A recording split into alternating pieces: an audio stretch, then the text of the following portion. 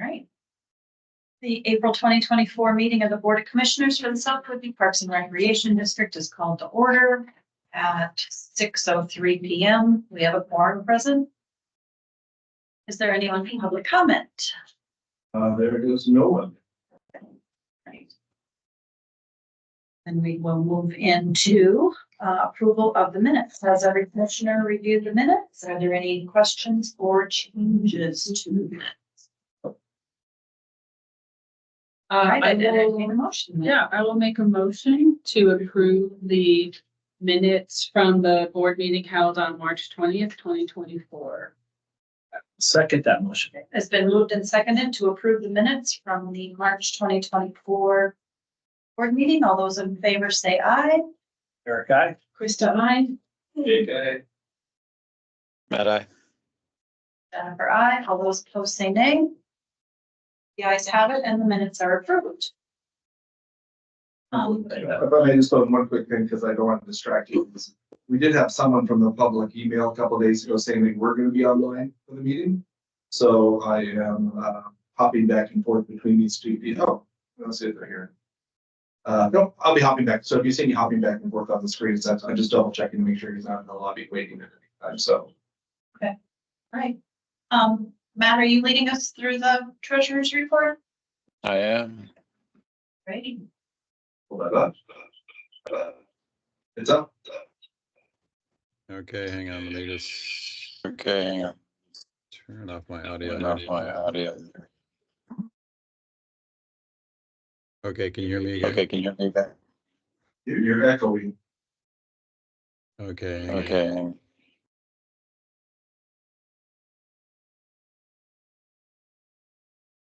Oh, yeah, boys. Yes.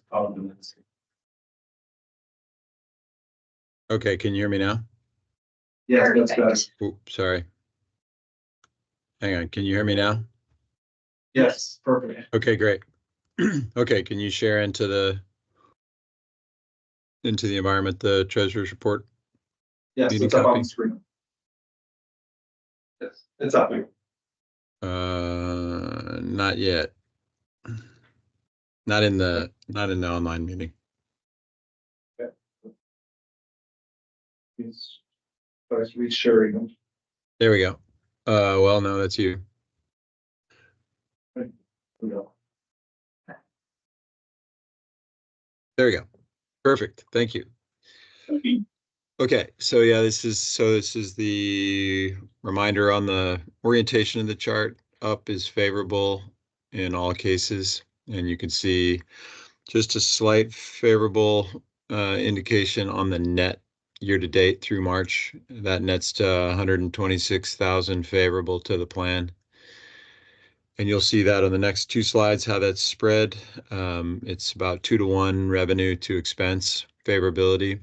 So if you look at revenue represents 42 of that total favorability, and you can see where that's coming from, mostly programs. The levy is slightly behind cumulative year to date. And then if you look at the expense control, that's the other 43, that was 84 on the revenue side. So again, favorability in both revenue and expense, totaling 126K. You can see the arc is the unfavorable in the prior months, as we know that that's a little bit of a moving target, so I wouldn't necessarily worry about that. The net of the arc is going to be 0 to budget in the end by our own board decision. So those month-to-month variations shouldn't distract us too much from where we are favorably. If you look at the next slide, is the fund balances. So you can see we're on plan. We made those adjustments and then the readjustments that we talked about last month, and I think we're now in a good place, stable for the balance of the year as things look so far. So any questions on the overall data? If not, we can go to the vouchers. No questions. You want to pull those up, Brian?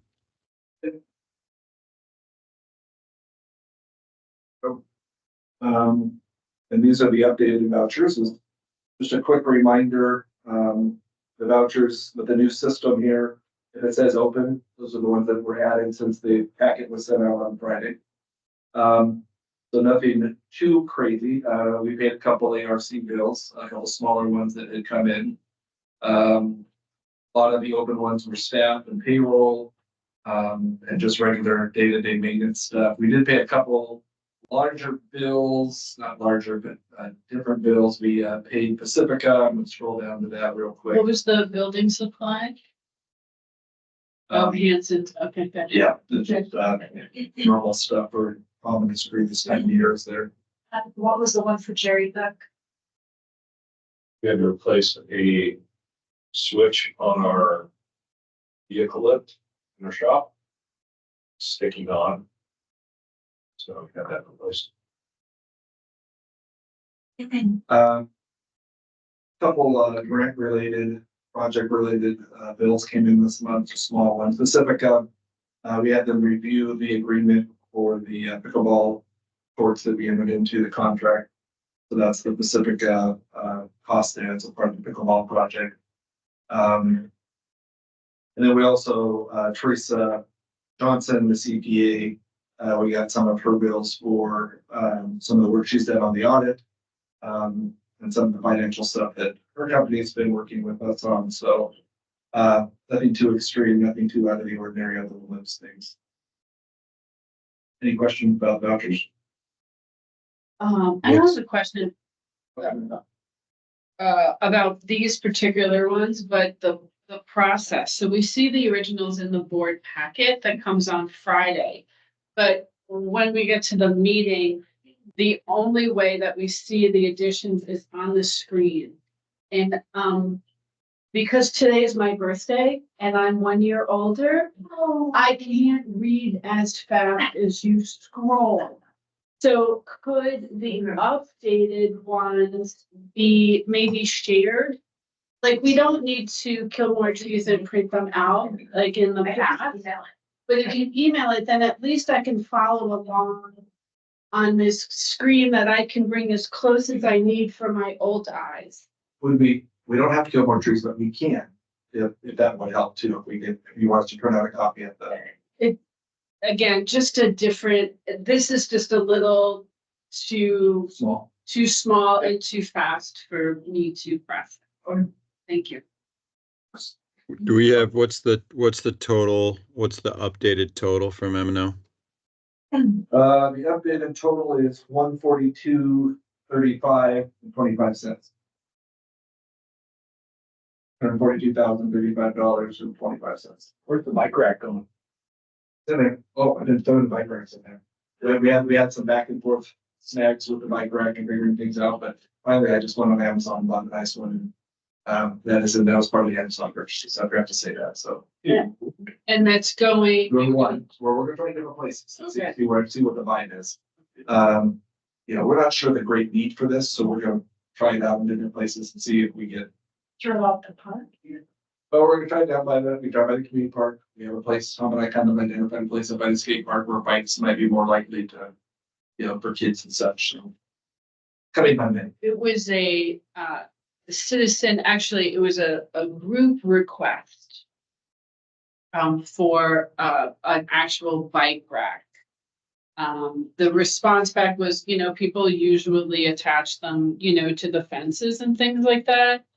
And the citizen responded like, yeah, but I feel bad doing that. Would rather have like a real bike rack. So We're gonna kind of observe and see. It's a portable rack. We have that's a nice metal one that it can be moved, so we can. I'm gonna say for $200, just envisioning what that bike rack looks like. It's a 5-foot metal with it's not this tall, so you push your bike in. But it was a nice rack with nice. It wasn't big. It was like I said. I don't think we need a huge one. I think something. We have one up at the sports complex. It doesn't get a lot of love. So it was a low hanging fruit. I was actually out riding the other day. There was a group family and they're riding up to the playground in the park. The little girls have their bike and I have seen that a couple times actually on Maxwell where little girl, little boy with the parent, grandparent, right? And that's why when we first looked at this, Tom and I left the spot kind of up by that because you have the kids riding the bikes around the big park, you know, so having kids on bikes, but we'll try, we'll see. And if there's a lot of interest, we can. That's relatively easy things, take a little while to get there. I guess we're gonna take this one right here that very rarely gets used. We leave this building. Right. It's all right. It's because it's not one that hook up to the fence. Feels weird, especially if there's a game going on there. Yeah. Sure. That's, thank you, Eric, for pointing that out. Any other questions on the vouchers? If there are none, I'll make a motion to approve the vouchers from the M&O fund for the total amount of $142,035.25. I'll second that. It has been moved and seconded to approve the vouchers in the amount of $142,035.25. All those in favor say aye. Eric, aye. Krista, I. Shake, aye. Matt, aye. Aye. All those opposed say nay. The ayes have it and the vouchers are approved. Jennifer, I'd like to just take a minute and give a quick overview from the audit just concluded. I know we're going to Yes. talk about it here in a minute, but I'll give my treasurer's comments. Yes, please. So as you know, we completed the first full financial audit in the history of our district, completed just in the last couple days. And this was a deep dive like we've never done before or had done before in our district finances. It also, because of some decisions we made early on before we had the entrance conference, we selected 3 years starting on January 1st of 2020, which in the end is a decision we probably would change if we had it to do over again. But at the time, it seemed the right thing to do. So what we ended up with is not only a deep dive into our district finances, recent finances, but into that year, which was a transition year for our business manager. And, as we know, going from someone, Peggy, who had a long history in the role and, established behaviors and processes, into Carrie, who, came in with guns blazing, but not significant experience in that area and not a ton of overlap. And so we exposed that year to audit. And then we also audited the year that we were down an executive director for a significant portion. So all that added up to a reasonably significant risk that there would be findings, if not one finding, if not multiple findings, at least one significant finding. And I can with pleasant surprise report that we completed the audit today, wrapped up the audit today, and the audit report will be published on Monday. But their overall judgment on the audit was that our financial statements are fairly stated and materially correct, which for them means there are no findings. For our internal controls and compliance review, they noted no significant deficiencies, no uncorrected misstatements, and no material misstatements. And for our management override of controls, the potential risk of that, they found no instances where controls were bypassed. So as a result, we have a clean audit with no findings, again, in the first full financial audit in the history of the district. So hats off to Brian and Carrie for the work with the auditors, going through in exhausting detail a lot of the historical paperwork and details on our processes, our systems, our oversight, our controls, and then our records. Working step by step, hand in hand with the auditors, including a new lead auditor, first time auditing the district. So we had a fresh set of eyes, as fresh a set of eyes as we could possibly have. And And so again, hats off to the staff for the work they did, for all the heavy lifting with the auditors. The comments that the lead auditor and the supervisor made today were that our staff were a pleasure to work with, always available, and made the audit a priority, which those things are absolutely critical to the successful conclusion of an audit, where you're still friends with the team when you wrap up, because they're coming back in the winter of 2025 for our next audit. Same story, same detail. That time, that next audit will cover fiscal years 23 and 24. So anyway, great performance on the audit. This paves the way now for our bond presentation and our bond rating, and then our eventual bond issuance. So thank you, Brian. Thank you, Carrie, and good news for the district going forward. Great. And thank you to you as well, Matt, for being our treasurer for ever and ever, and helping with those transitions as well, and just having the depth of knowledge that you do. So thank you to you as well. No, you're welcome. You'll see those. There's one thing in the audit report that if you don't see it, it's going to be published on Monday. They've expedited the publishing so that we can keep the timeline going with the bond issuance. So normally it would take a week or two, and it's gonna be published on Monday. One thing they note at the beginning that's a little bit confusing if you're not familiar with the terminology is that they actually report, they call it an adverse opinion. And it looks like it's a finding or deficiency, but it's not really. And just to explain what that is. So the state allows entities like us two different accounting methods. We can either do cash-based accounting system, which is a simple system, relatively simple, or we can do what's called a GAAP system, which is GAAP, generally accepted accounting principles, which is a more detailed level of accounting. And we can choose, every entity in the state can choose, and something like 90, our auditor quoted 90% of entities like us choose a cash-based accounting system like we use.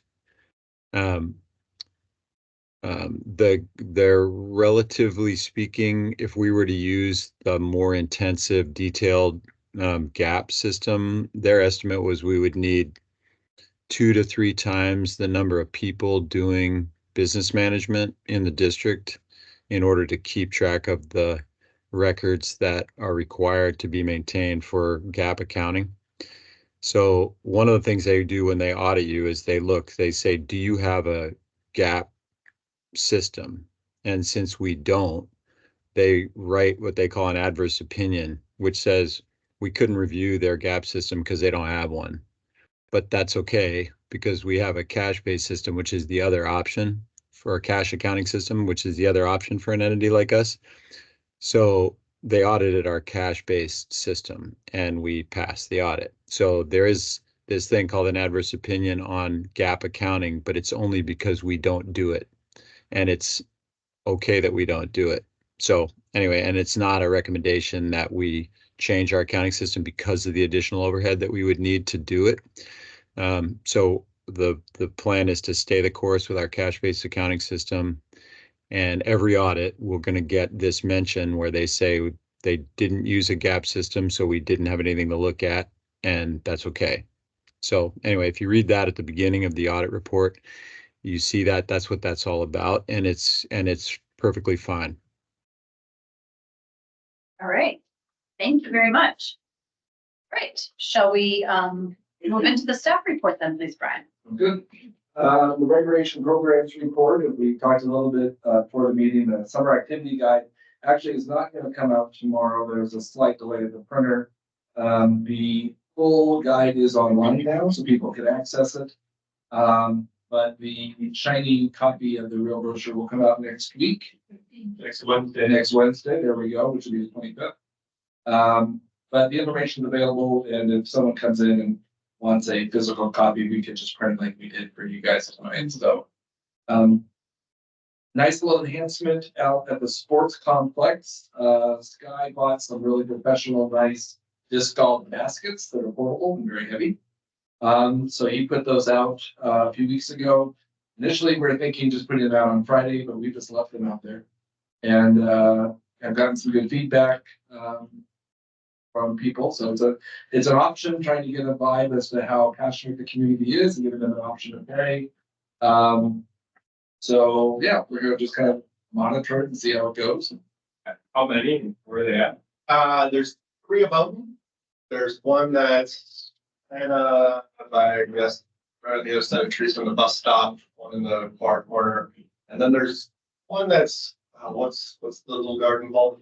Friendship Forest there. Friendship Forest, a little more toward the forest, that kind of behind where. Where the pickleball courts are gonna go. Yeah. Keep back in there. So, Yeah, that with the design. yeah, like the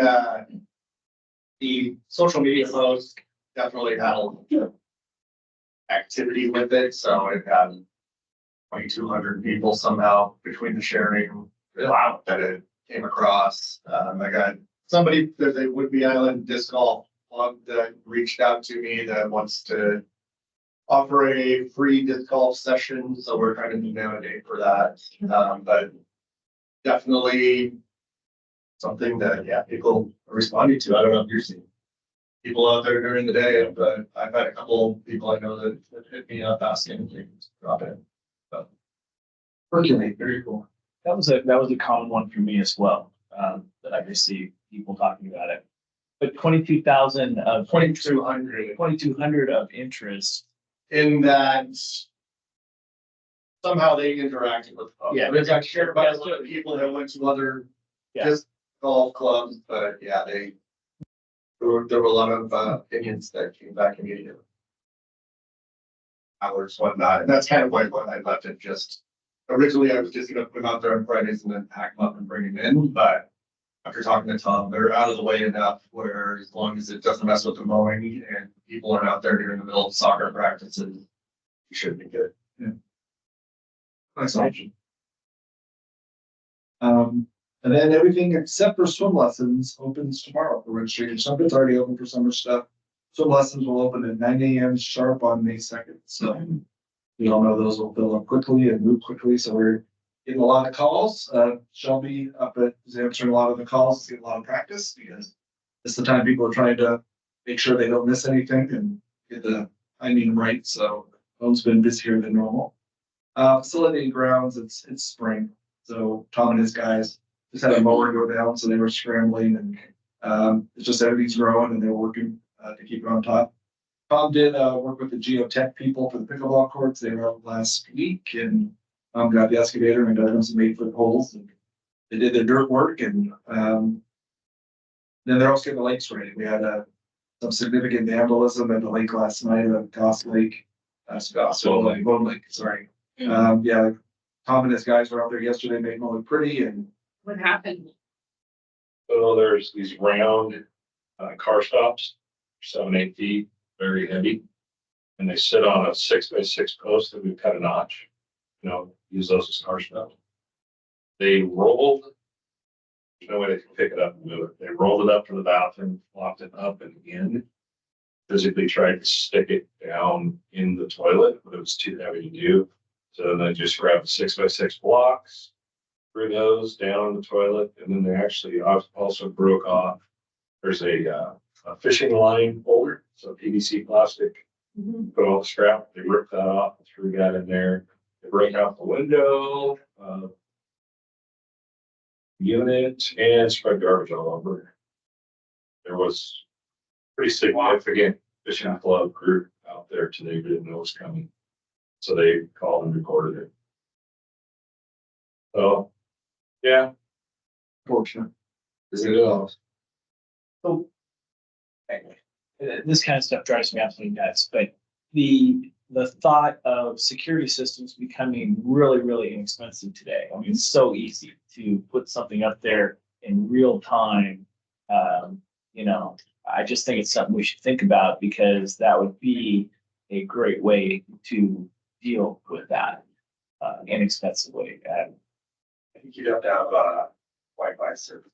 For sure, that's service. No power. No power in any of the sites.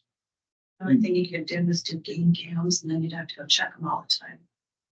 Well, yes, I don't know. I'm not saying I have the answer. I'm just saying. Yeah. I mean, compared to the expense and the effort you have to go through to clean that up, then think about In games, they used to have one that, it'll shoot you almost real time video or photos when something walks by. Yeah. Put it on a cell network or something, but then you get movement and you get, I mean, hundreds and hundreds of photos like all the time, unless it's in a very specific place. Yeah, or a tree branch or a leaf comes by. I don't know if that would actually deter that kind of activity. I think it would just mean You're lifting. that we might know who did it. We'd be able to And then, identify. and then the police say, well, really, that's really bad. It's really frustrating because you don't ever catch it. Kind of thing they're doing isn't like they're spraying and running though. They're lifting huge concrete items. So that's why that comes to mind for me. I have a neighbor use a game can for mailbox destruction. Got him. I could see it clearly. I mean, you're gonna find the gap there, and it wasn't very expensive for him to do that. So I don't know. It seems like we spin our wheels sometimes, especially with that site. Am I correct on saying that's the one that gets hit? No, At it's its Deer worst? Lake. Deer Lake, It's Deer Deer Lake. Lake's the worst. Well, But you were saying people like to back in and, bring Deer their Lake, every night at 5 o'clock. Obviously, just be a presence. But a few tickets, helps out. They don't can't get that. So Then ultimately, maybe the fish and wildlife people should be driving the conversation. Our resources or ideas or thoughts, it's ultimately, we're the ones that have to deal with it, but, they definitely have gatekeepers. and then, they give us some game camp stuff. But, so anyways, so that was Tom's fun one. Then just a couple quick, interesting things. Andy Campbell from Freeland Water District reached out, and this is just an FYI, they're not asking for anything at this point, this is just informational. He or they are looking to start a conversation, they've got a 20-acre piece of land off of 525 that they can't do anything with, but they're not allowed to develop it as a park. There's a person looking at private funding to try to think about adding a sports complex there, or fields, eventually synthetic turf in particular. The reason that he was reaching out to us is if they were to secure the fund, they were kicking the tires to see if we'd have any interest in maintaining the site. We are at step A of 57 steps that they'd have to accomplish before we'd have to have a serious conversation. So, but I did say I would just inform you guys that they started the dialogue. They're not asking for any money. They're not asking for us to be part of any development. They're not asking for really anything other than just kind of letting us know that this could be coming down the pipe maybe in a few years. Maybe I did tell Andy we're building a pool right now. So Where that's where all. is it, Brian? It's on 525 actually. Here in front, yeah, I sent you a map. I actually have maps. On scenic. Yeah. It's on scenic on literally right off 525 to Freeland. Right across from the Porter building. Right across from the Porter building. Okay. So we'll see. I mean, we'll see what they come up with it. And like I said, it's just that was just informational. Just I said I will let you guys know who's there. We'll see if they come back to us. I'll let you know. One problem we found, and this was Carrie's catch this week as we're digging deep into our financials, we realized that the recreation supervisor's salary was below the threshold of what it has to be for an exempt staff. State set standards for what an exempt staff has to make. It would be a lot more expensive to make our recreation supervisor not exempt. So what we did, let me pull this up real quick. Long one, there we go. This is a copy of our salary scale for 2024. You see the green box here is where he was. We went ahead and just moved him into the purple box, which is the next step, so that he was in compliance with what he had to be. Here's our challenge, and just something to think about and talk about.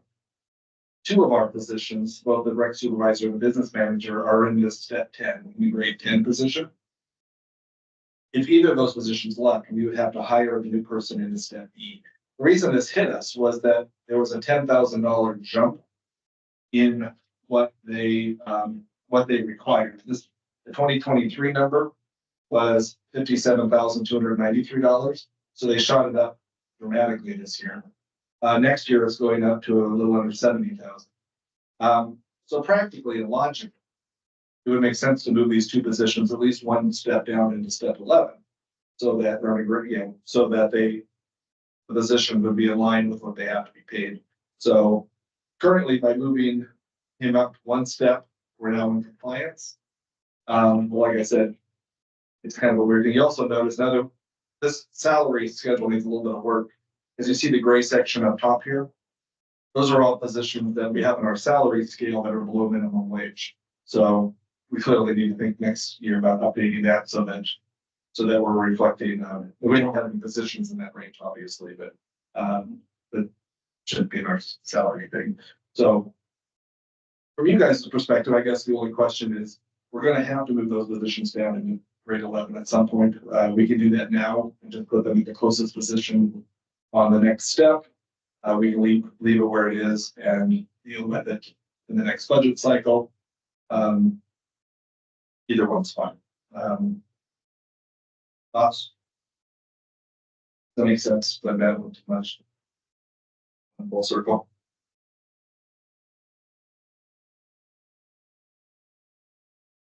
So what is the minimum now?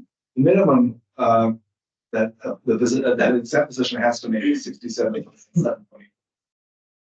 And that's from the Department of Labor and Industry. Sorry, so 66 or 67? 67. Oh, right there. There. Anyway, so I guess we can be done with it and just say we fixed it for this year and we'll deal with it next year. If you want to take care of it now, we can just make a motion and move the two of them into the next cycle. We wouldn't put them at the same step, obviously. That would be a huge step. They're like this. But we can just move them into the equivalent number on the next step down. And that would then be effective January 1. I'm saying we can deal with it in the next budget cycle, or we can just move them down now because I don't care. I'm not making a recommendation of this. I'm just throwing out two options. That makes sense. So currently we move Sky up one and everything's in compliance. Right. We can deal with it at the next budget. But clearly these two positions are going to have to come down at least into step 11 because. Or the scale be adjusted. Or this be adjusted, yeah, that's your point. Either way. Well, what's it feel like I'm being used? Well, so I'm just trying to wrap my head around when, if we dealt with it now, when would it be effective? Oh, we can make it effective whenever you want. Because isn't it normally effective January 1? It normally would be, but this is. You're in compliance now, and we made that effective January 1st. Oh, yeah. And we had to back pay, right? Yes. Yeah. We did. Yeah. That's a good point. But any choice you made beyond that. You set your own. Why wouldn't we adjust the scale now? I don't know, because I'm asking. All right. Yeah. it would take you guys to do it, is why. I can move him up one step because it was my payment authority. I can't move both him and Carrie down and do it in a grade because you guys approved the budget as it was. So to put them into step 11 at the corresponding number, closest number we can get them, you guys would have, because you guys approved the budget. Yeah, step 11, or grade 11, step E. Yeah, so just because step 11, step A is still below the number. Right. So in this example, Sky's position would go to step B or C, and then Terry would go to like step G. So it'd be a little bit of a bump, but not maybe a few $100 over the course of the year.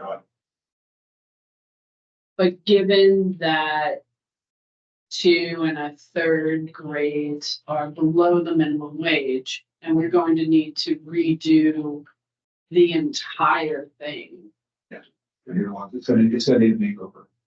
There's no doubt. perhaps we're better off waiting until we actually do that makeover and then.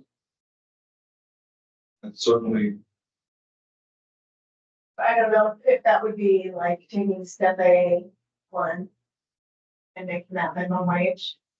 I don't know exactly what that would be. I don't have the time. And then everything else will be calculation from that. Right. Yeah, it changes the whole. Right, it changes the numbers, so. Because of that. I think I'm a little more in favor of like, okay, it's set for now, and then because we're gonna have to redo that, then it makes sense to. Redo the numbers and then figure out where they need to be, given the new calculations. Because don't we need to know what new That minimum will be in 2025? Or do you already? We do. That's We true. have- Well, they have, no, because I think this is what caught us, was they have the estimate right now for future years. Mhm. And it looks like they adjusted it sometime in October. So we won't know that figure. Right, So that 70,000 is an estimate. but that would be when we're working on the budget. One, And also, yeah, and that's fine. I mean, like I said, either way, it's fine. I just want to give you guys the option. When the more Carrie and I looked at the salary thing, we saw that, yeah, it's gonna be a little bit of attention of all. Just to get it. I would agree with holding just because it's gonna change. It's not specific. We don't have that number yet. So, Yeah, so what the number we do have is the 24 requirement. right. I think it makes sense to move it to when we're working on the 2025 budget, and then we're. Updating everything and to try to go forward. I don't feel any action the other way, so we can just move on. Right. Oh, I just want to make a comment on the Freeland fields. I Yeah. don't know if it was specific to anything, but whether it's private or public, I think the idea of having a field with Freeland is great because Clinton has Danforth Park. Yeah, it's not a great field, but it's a field, right, all around. Of course, we have our complex, but Freeland, there's nothing. Yeah. So that's, I'm thinking we go. I feel like that could be a really neat move, whether it's all private or private and public or however. So And the location on 525 is pretty great, so there I is. hope they'll be able to work something out this. But you can't access it off the highway. You have to turn at stoplight and then you have to turn left on Scenic to go up the hill to it. And I don't know where they would have parking because Scenic's not a full That 2 was lanes always, wide. that was always a limited access area. Just right down the road from that, when they cut off our driveway and had to drive all the way up Scenic and all the way down to get to my house. So there was always a lot of issues with that property. That was just an Bridge property. They sold it to the water district. That was gonna be the drain field for the city of Freeland. I don't know. Maybe somebody finally realized that when we put a drain field over the water source. Oh, yeah, you know what, Tom? That was a project that had a bunch of big, huge settling ponds in it. I remember Yeah. that. So they bought the property, then kind of wasn't feasible. So there wouldn't be any access off the highway. That would be a state, county, decision, probably more state than county. Yeah, so They got a lot of work to do to figure out how to make this. They're looking at private people and there's a house, there's a, Freedom water. house Where does it sit in relation to the apartment? right next door. Yeah, right, so. It's Jason. So, Anyway, we'll see. Oh, is that where I think fire department built a house down there 2 years ago? That might be that property. You access it like you're going to the apartments. And Maybe right on the Yeah, left. did they burn it down? Yeah, we practice with the fire brigades. Anyway, Interesting. Another interesting thing, we're notified by the Department of Fish and Wildlife that they will be, well, the email was that they'll be requiring a permit and insurance for us to use Goss Lake for the triathlon and for classes. Doing a little bit of digging, I found an email from 2021 between Doug and another person at Fish and Wildlife on the exact same subject. They had emailed saying they we need a permit and insurance. Doug had emailed back that we've never done that before. Likely you're gonna need it. And Doug said, can we modify our agreement so that it just has it in there? So they did modify the agreement. The phraseology was kind of vague. It was recreation programs would be allowed out there.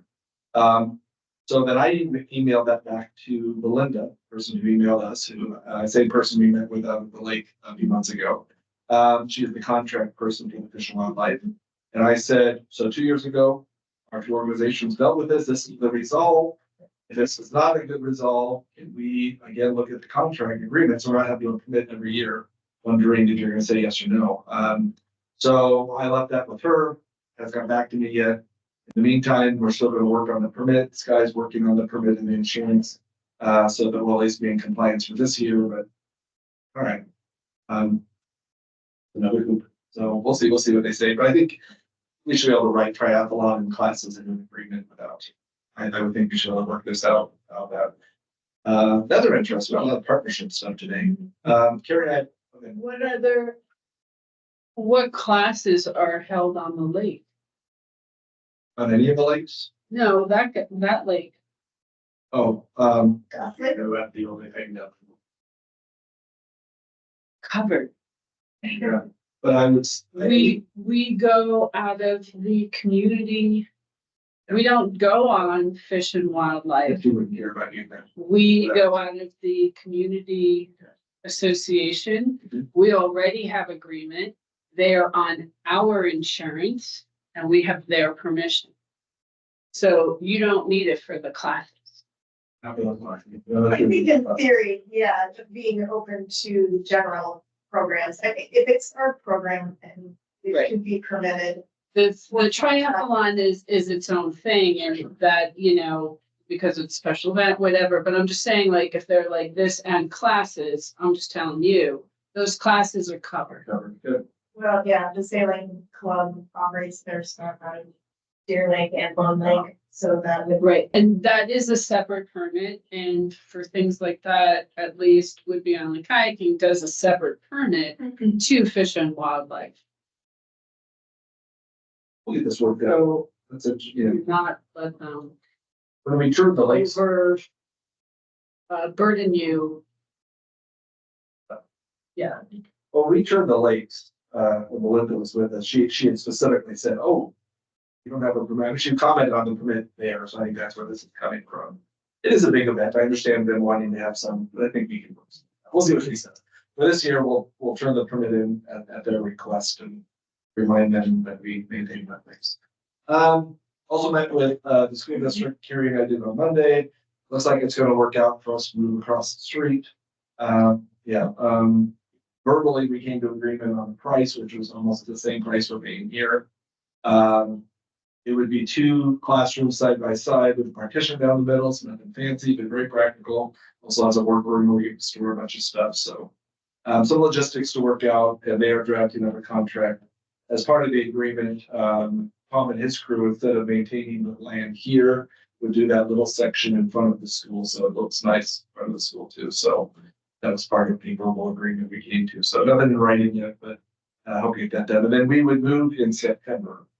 So it'd give us a summer to pack up, and then the month of September, we probably rent both locations just to transition stuff over and get everything set up properly. So nice, clean, simple transition, I think. And then last, Carrie and I are just looking at the budget. We're trying to project financially the next few years leading up to the opening of the aquatic center. We're planning over the next few board meetings, maybe not the next one, just to kind of have some updates as to some of our thoughts. Maybe we'll run that through you guys separately and then together. So that's it for the staff report.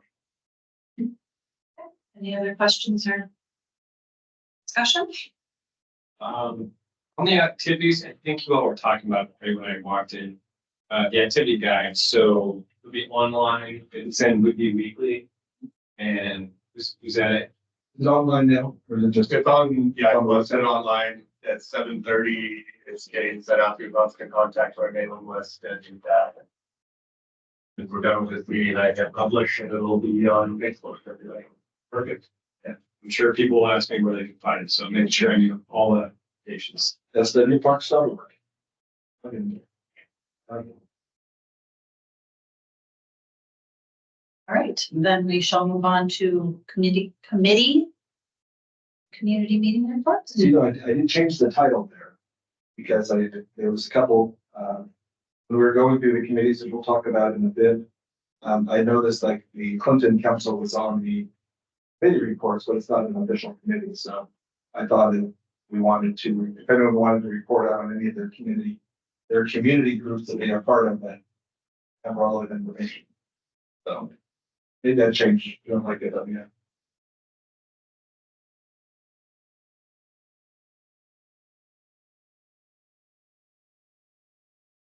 Not, well, sort of a trail report, I guess. Folks that I've been encountering at Trustland Trails are just super ecstatic about the signage, so.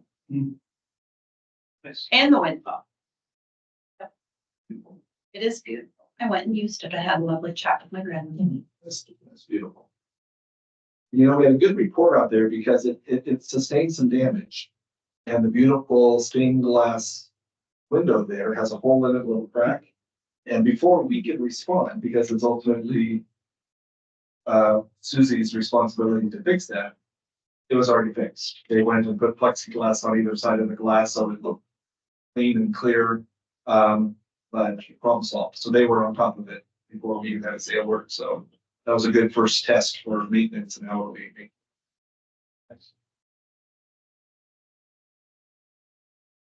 All right, then we shall move on to unfinished business, comprehensive plan programs, lakes. Right, a few updates. Speaking of lakes, seems like a topic tonight.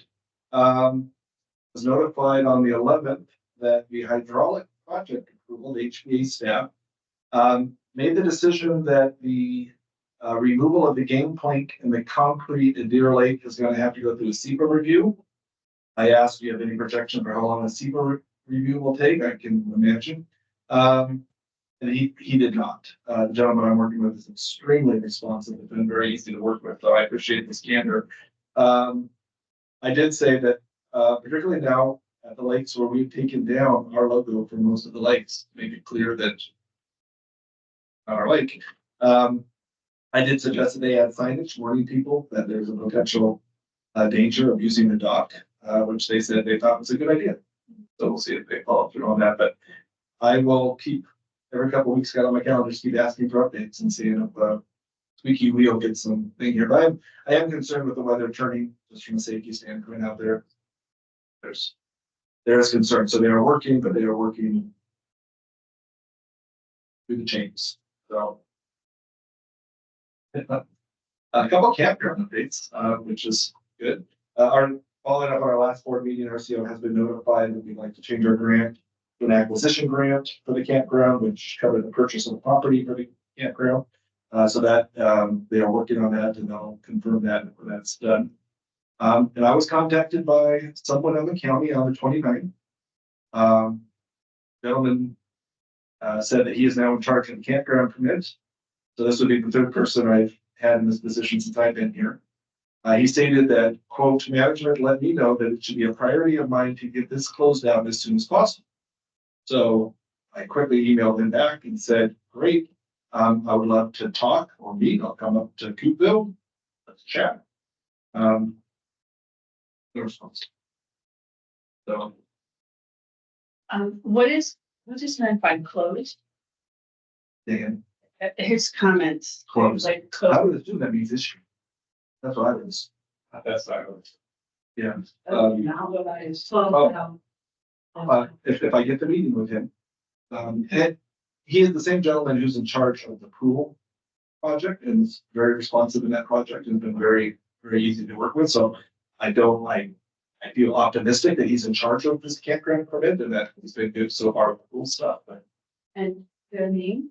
Austin is his name, and last name is escaped, gets our page. But very nice to meet him that we've worked with before. So we'll see. The only update there is that there's another person and there's really pickleball project moving along. As I mentioned before, the geotechnical engineers were out on the 10th. Dig them a bunch of holes. They were able to do the geotechnical work in Oak Harbor at the same time as us. more they can double dip resources into a carbon project than ours, the more it'll save us money.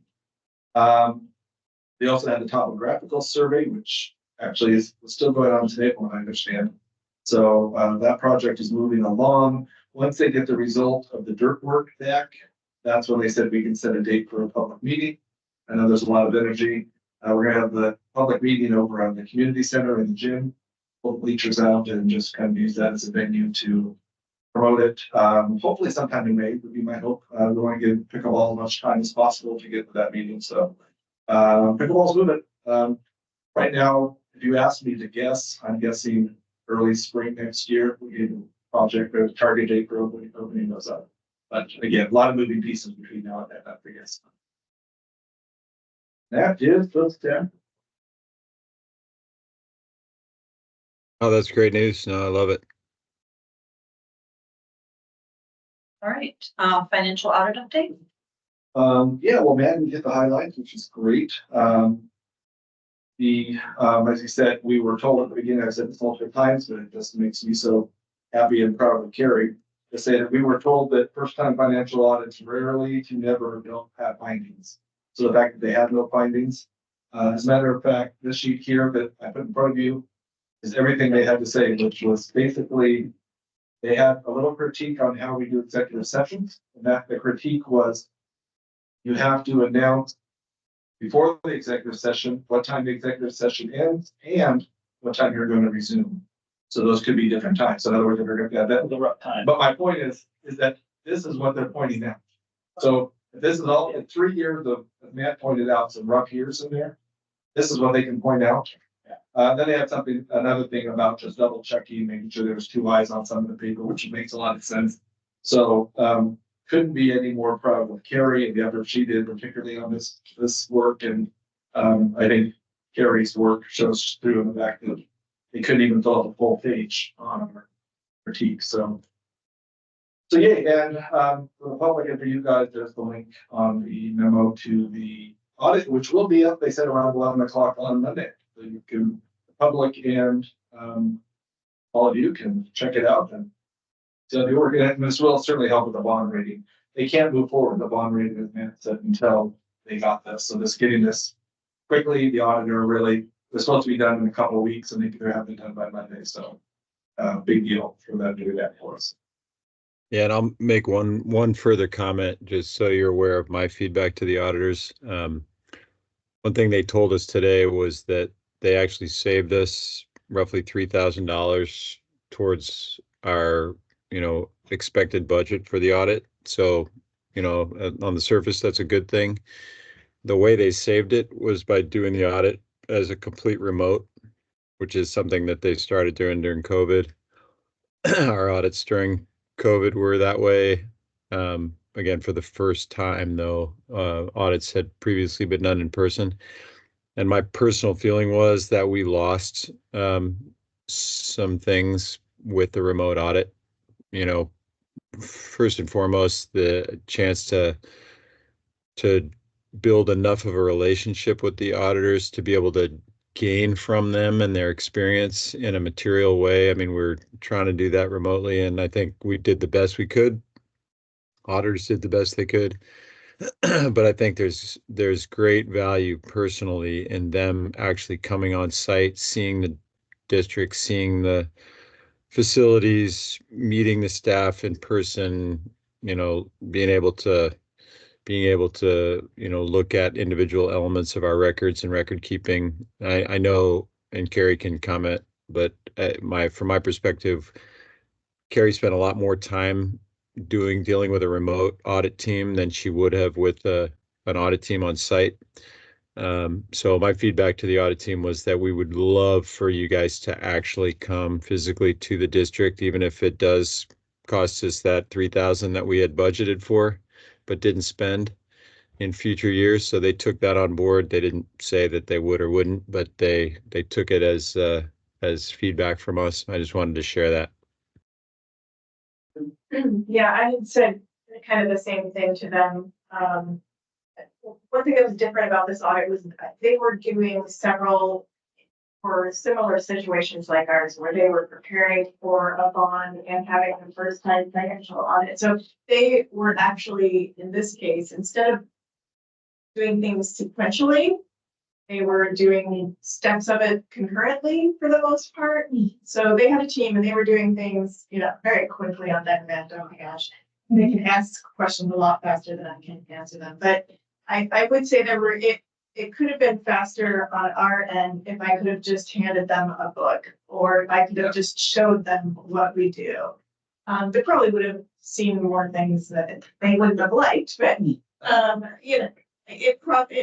if they maybe even would come out for part of it for interviewing. And again, this one again being different was they were learning our processes, and so that took a longer amount of time for this first financial audit. So Are they moving more towards remote audits then? Is that the direction they're going? it sure looks like it, yeah. Yeah, so I mentioned this before, but the 2020 audit also got complicated by us having a different CPA. So we assume that the next audit, the CPA will be the same for both years, which really will expedite and answering some of that too. Yeah, absolutely. The new CPAs, they helped us Yes. so much, and they're really getting us to be better at it. What we're doing. Money well spent there. Yes.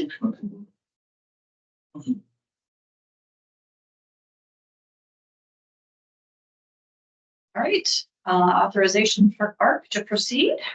And I don't have a memo for this because it was honestly something I forgot to add to the agenda until the last minute. But just following up on last month's meeting, I reached out to Paul. I'm not sure if you guys saw the email I forwarded you earlier today. Just asking, if the board decides to push this off another month or 2 months or whatever, what does that do to you guys? At this point, his only concern is, as I'm concerned his, he's just pointing out that escalating costs would be his concern. Things getting more expensive as we go on. There's nothing concrete there he can point to other than just trends. So that's why, but it's his professional opinion that would be a concern. Flip side, we're expecting with everything done with the audit now that the money would be released sometime in June, maybe July. And so that stays on pace. We're doing pretty well on that level. So the question just comes back to you guys is if we want to hold off and put this back on the main agenda, because it's not a rush.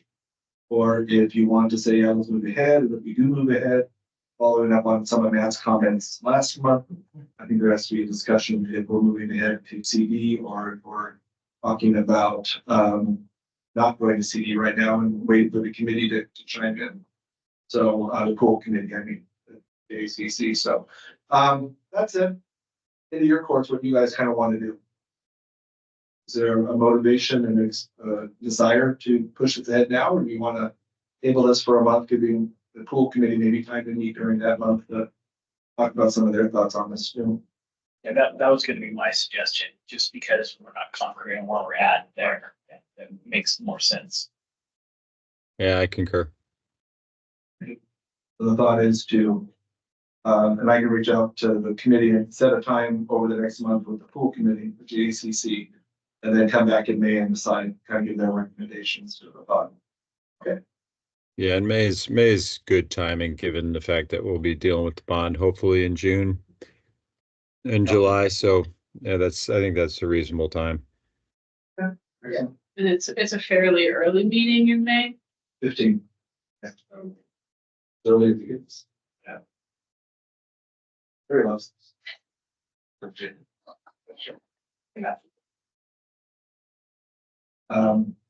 Okay. And yeah, We'll move on to new business then. Commissioner committee assignment. as we remember in January, the decision was made to continue the current committee assignments until the comp plan was approved. Comp plan has been approved, so I'm just throwing it back out to you guys.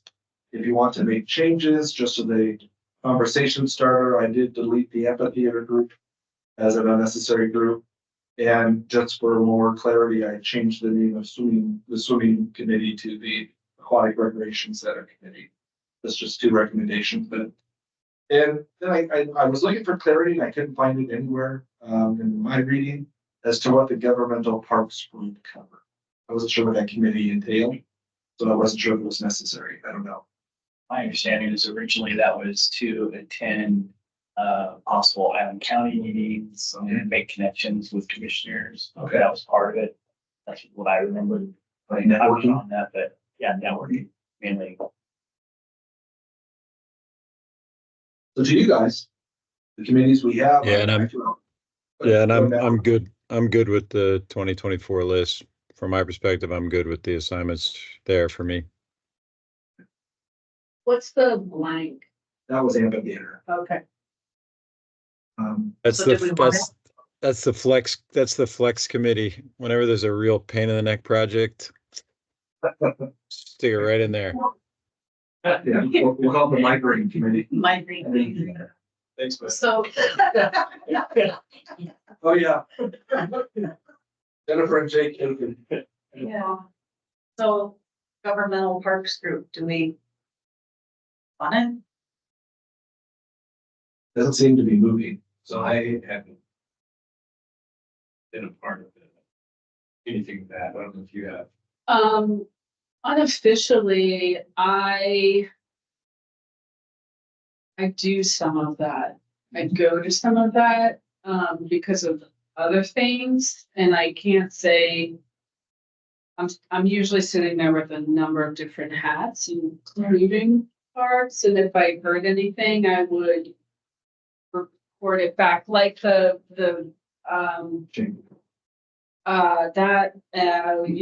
going on with their comprehensive plan. Right now, they're working on natural resources. There's a meeting going on right now that I would be attending if it wasn't for this meeting.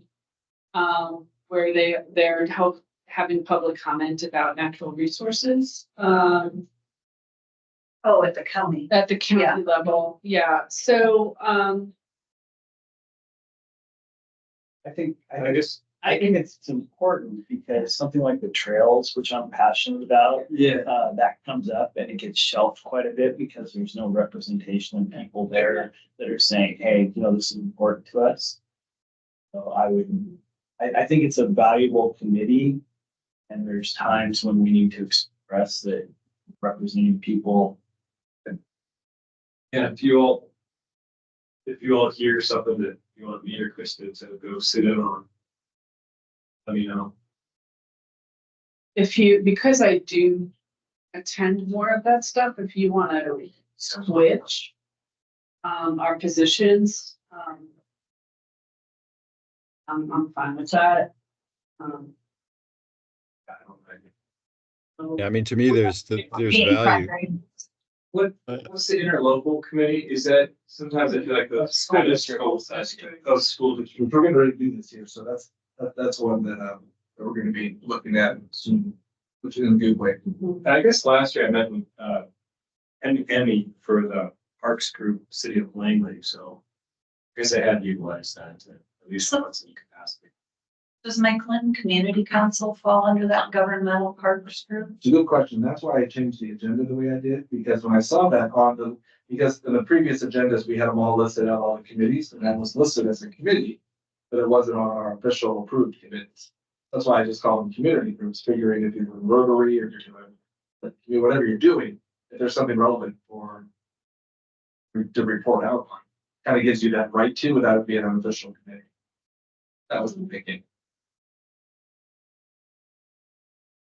Yeah, I mean, to me, the value is what you were describing, Krista. The value is us being at the table when some of these other governmental groups are meeting and talking about just making decisions on issues that have either a direct or a peripheral impact on us and on our mission, on our ability to provide service per our comprehensive plan. So like Port District, City of Langley City Council, Island County Commissioners, Clinton Community Council, those kinds of things, and there's a rank order, I'm sure, and Krista, you can comment better than probably anybody, but I think there's value in us being there. We have not done it well in the past, and Krista, I think you've been on the vanguard of doing it better for all of us.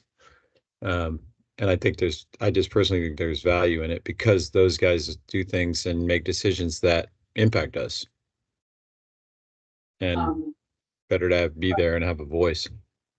But I can also say that I don't have the bandwidth to do all of that. No, yeah. You know, so like having you do Clinton, if you're keeping an eye on Langley. Right. You know, I can take Island County and Port and kind of that stuff.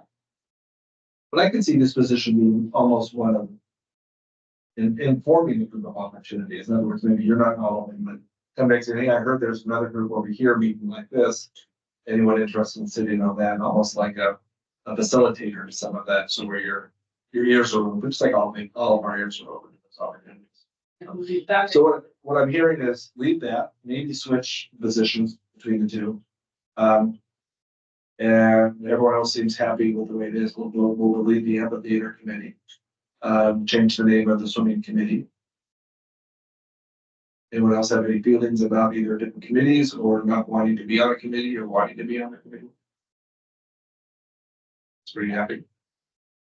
Yeah, I'm the way it is. I had reached out to Jake just in terms of equity, making sure if someone wanted to do another committee, the aquatic committee takes a lot of work. But I'm perfectly happy with the place. So then we would just need a motion to make these the new official committees. Maybe the only thing being Krista and Jake's position flipping in the sugar mill farm. I'm not sure if that's important because you're both on it. So I would say maybe not even doing that. So maybe just a motion to approve the 2024 committee assignments as written in the memo. I will, if there's no other discussion, I'll make a motion to approve the 2024 committee assignments as notated.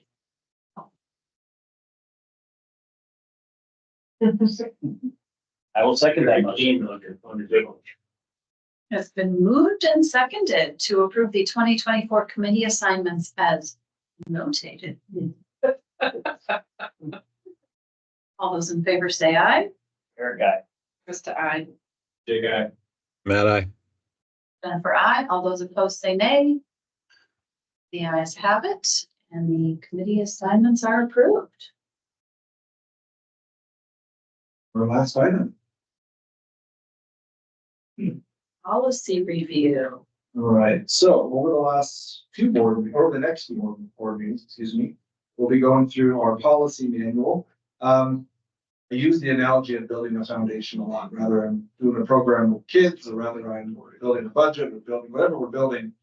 I'm really big at making sure the foundation is strong. So as we get closer to the pool in a few years, which is going to really change the dynamics of who we are in size and in programming, it's really important that our policy manual will be part of our foundation, that we really have that on lockdown. So we have gone through the policy manual page by page and looked at different things, trying to not only look at it doesn't make sense now, but as we look to grow, when we're looking to recruit people into positions, when we're looking to retain people, doesn't make sense. So here's what we're looking to do. At this meeting, we're going to start the review of sections 1, 2, 3, and 4. Sections 1 and 2 are pretty quick. 3 and 4 are a lot more. So the plan is to bring this section of policy manual back to the May meeting for approval. So we have plenty of time to talk about it over the next month. If that goes to plan, then sections 5 and 6, which are the finance section, and the final section, which is losing my head right now what it is, but we would bring those in for review in May. And then in June, a month after that, look to get approval. There's no timeline or rush on this. If we feel it's too quick, we can slow down and take more time on it. I made a quick little PowerPoint just to kind of oversight the 4 sections we're talking about tonight. Again, just kind of giving you some of the changes in each section as kind of an overview. I'm sorry, I went too quick there. Chapter 1, the introduction. The only changes that were made in that section were cosmetic. Changing Carrie's title from office manager to business manager, that kind of stuff. Chapter 2 of our policy manual, which is board and administration. The first item there was adding what time public meetings will resume, actually straight from the audit. We added in there right now, it says that board members who can't attend should notify the chair. I just said they should notify the chair and the director. Most of you guys reach out to me anyway, so that wasn't a big deal. As you saw on the agenda, as that part of the policy manual does talk about what the agenda says, I changed it to say committee and community meetings report so that we could have a broader feedback if there was things to talk about. And the last notable thing I changed in that section was public comments right now say 5 minutes, which I was wrong because last time we had a public speaker, I said he had 3 minutes. So I changed it to 3. 5 seems awfully long if you had a real hot topic and everyone wanted to speak for 5 minutes. The board has the right to extend anybody. So if we move it to 3 and you want to give someone more time to speak, so it's not limited to that way. It's just giving you a tool if you feel like there's 10 people waiting to speak, you know, that you have some way to do it. So those were some of the, these are all recommendations, by the way. There's nothing we're doing here is in concrete. You guys have the right to choose. Chapter 3, which are general policies. This is my personal favorite. I added persistent badgering under the abusive and harassing behavior. Section 3.01 talks about code of conduct issues in the park. Persistent badgering is something that I think staff deal with quite a bit, so we added that in there. We had 2 sections in our policy manual about large events and special use permits. I kind of merged some of that together because they're kind of the same thing. You're a large event, you're going to need a special use permit, so nothing too complicated there. And then we didn't have a clear section for public records disclosures. So when people call and say, hey, I would like X, Y, and Z. So I added a whole section in there just for that, just to clarify that. It gets kind of confusing as to what you're allowed to give the public, what you're not. So we added some policy verbiage in there, so it's a lot clearer for people. Jennifer? Can we go back to 3.01 for a second? Sure. And again, I'm talking fast. We can go back to all of this. So yes. 3.01.7.5, the length of exclusion guidelines. Yes. Why is there not a third offense under destroying, removing plant material and habitat? I don't know. Change that. So we can look at it. Yeah, there's nothing there. It should be, I mean, consistent, I would say a year. 3.1. 01. Okay. TAC 7, TAC 5. When I get done with this one, we'll actually have an actual policy manual and pull that up real quick. This I'm just giving you this kind of overview, kind of see the kind of changes that were made. I know you had a chance to look at it, but I'm just trying to. 2 questions. Sure. The special use permit, is that available for people on our website? If it isn't, it will be. We just got the application updated. So a special use permit could be something as simple as the high school kids walking out of class in a protest, there'll be 40 of them, or it could be 500 people wanting to do an event in the middle of our fields. Right. Yeah. So Saying like, what's the process? Yeah. This is the foundation, and then what's the process coming out of it? Yeah, the process for special use permit in current policy is you turn in an application and it comes before the board of directors for approval. What I'm going to propose is they turn an application, and if it's a simple regular, then I'll just approve it. If I feel like it's going to have a major impact or become something that would make the newspaper, then I'll bring it to you guys for your feedback and comments. But that was something else I added, was that I can approve the basic special use permit. So we're not waiting a month or something. Like the school walkout's a good example. There's been a couple of those this year where they, you know, School usage, I'm thinking, that's immediately what I thought of, Brian, not walkout, but other things that go on as we during the end of the year, people want to use the park. You don't want to wait a month to get a reply. the cross country thing at the end of the year or the beginning of the year, that kind of stuff. So And the public records disclosure request, Yep. what was your source material for updating that? I looked at several different cities, trying to find similar size cities, and I made the policy manual is an abridged version of what should be probably a larger version, doesn't have every little scenario. But a lot of the changes we made were based on researching as many kind of comparable size cities, local, regional, and then just kind of the same size cities. How do they do it? So we stole a lot of verbiage from them that, And it still complies. with Absolutely. okay. Yeah, absolutely. But it's kind of confusing. Some company, you give out names, you give out all these things that you have to make sure that as we grow and there's more staff answering those questions or being asked those questions. That's why the policy manual really helps, because it helps us have a tool to say, refer back. Then the biggest section, now we'll go to the actual policy manual here in a second, which is personnel. In this section, we cleaned up the acting assignments and call out sections. Obviously that was an issue last year, kind of clarifying if someone gets put in an acting or temporary job for a season, how that works. We also have a section in there in the current policy manual about the introductory period, which didn't seem to have any value. It was like you're hired and you get 90 days as an introductory period, but there was no, we're all at-will employees, so there wasn't any reason. So we added the section on performance evaluations for all staff in there, so that that was clear as to when people would get evaluations and feedback, including we added a section about the director getting an annual review by two board members. Cleaned up the compensation study section that was in the previous manual, but it wasn't laid out cleanly, so we kind of said when compensation study would occur. And then one of the bigger things we did was in this section was we stretched out vacation days. Currently, again, we're talking about recruitment and retention issues. Currently, it's a 5-year gap between each increase. So you start at a certain vacation allotment per year, you wait 5 years, you get the next allotment, you wait 5 years. So what we did is we just kind of like an accordion and stretched them out.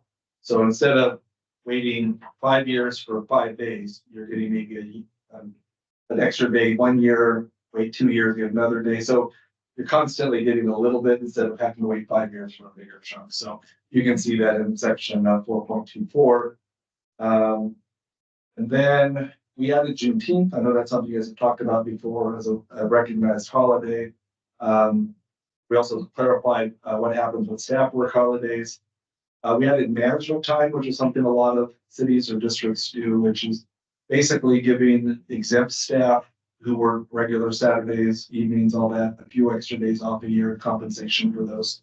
A pretty common practice for, because exempt staff can't get overtime. So the sick leave policy, which is probably the most complicated change we made. And this was meant to kind of protect the district. Currently, our sick time payout states that after 60 days, when you capped out your sick leave, everything you occur the next year above 60, you can cash out. So that's 96 hours a year. You can cash out at full rate. Now, in a small little district, it's a very generous policy. You times that by a bigger district of 50 staff, 60 staff, whatever, who now may be here a long time, down the road, that can be a real financial hit to the district. That means staff cash out that many hours. So the policy, and this took a lot of piecing from different cities and how they do it, is the proposal is changing the sick policy for future staff, not punishing staff, but changing the ones who are grandfathered in, as we say, so that they can cash out. If they've been here a year, they can cash out up to 25% of their sick time if they've got up to 128 hours, which means the most they would cash out in that would be 32 hours. And then after they've accumulated at least, I think it was 100 hours or some of a certain amount of, maybe it's 300 hours, they can opt into a sick leave cash out program. So we still have a version of a sick leave cash out program, but it'd be based on percentages, like 25% of your years accrual, not 100% or 50%. And you can see the details in section 4.27. So it's still a very generous, I think, policy. I think it's very attractive to a new employee, but it doesn't put the district in a liable situation where they're potentially paying out 96 hours times 4, 5, 6 staff. So I think it's a way of kind of protecting the staff. And so that's in section 4.27. Jury duty, we just upped it a little bit. Right now it says you get 2 weeks and then you have to use your vacation time. I know there's not a lot of big jury duty things up here, but I put some verbiage in there that we can use discretion to. So if someone got a 5 or 6 week thing, that we could approve beyond that. So Is that when you did your research, I'm just curious, is the norm to cash out like going to that quarter of what a day's worth? it's usually a percentage. Some don't do any sick leave cash out. I mean, so having any sick leave cash out program is a nice thing. So you're talking about, At a quarter. are they at a quarter? Do they have a certain cap? Do they have a cap right now? No cap because you have to get to that point. Right? Okay. You know what I mean? But if you were here 20 years, Right.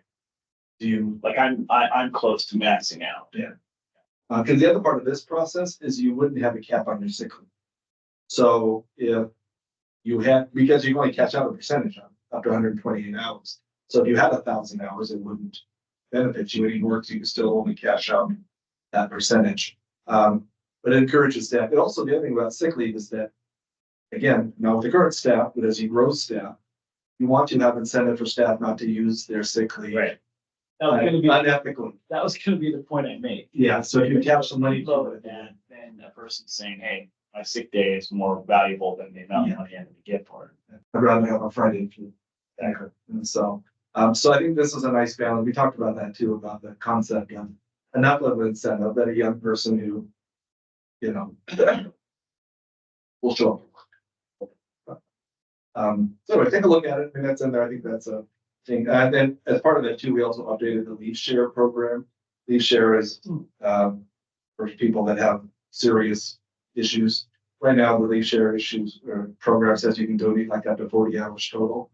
We're in a real crisis situation. We extended that a little bit so people can donate a higher percentage, a higher amount. So, so those are, I kind of just took you on the aerial view of the policy changes. Certainly didn't get into the weeds there. And last thing I'll just point out before I send it back over to you guys is, for you guys' sake, I did highlight the sections with color coding. The yellow sections are really the changes, so those are the kind of the sections I pay a little more attention to. Greens are just there was a typo or business manager from office manager kind of stuff. And then pink is just the stuff that got deleted in lieu of that. So is that pink or purple? There's pink. Okay, thank you. The T-Mobile magenta. There we go. Then I can hop over real quickly to Jennifer's section she had commented on, which was, I'll catch that to the, that's what was the last here. Go to conduct. I'm not sure, I know you've only had this since Friday, and so I'm not sure how much in the weeds you guys are ready to go, or if you have any comments or questions or concerns. Made it through about half. You good? Skipped all the pink. Sorry, I'm scrolling just to find the thing down. Get mine. That one.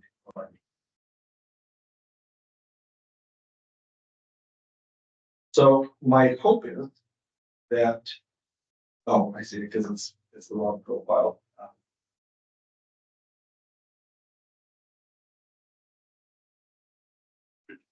Hold on. Let me give myself any better glasses. I would be certainly open to any conversations or feedback over the course of the month. Like I said, when we come back next month, if there's not a lot of feedback and not a lot of changes, then I probably would look for a motion just to approve this part of the update. If there's a lot of comments and a lot of changes, then we can certainly extend it another month if we need to. We want to get this right. Don't care if it's done quickly on this part. I just care that it's done right. So,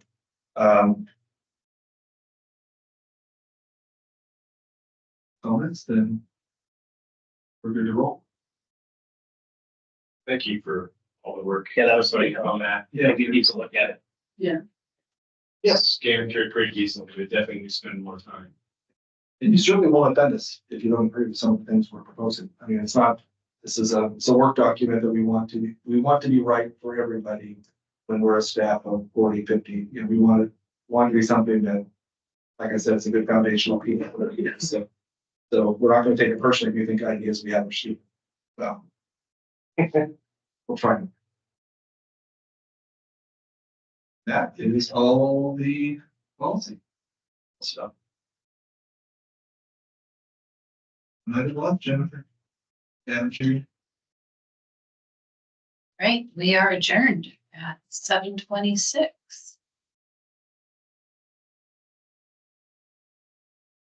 Happy birthday to you. Yeah. Happy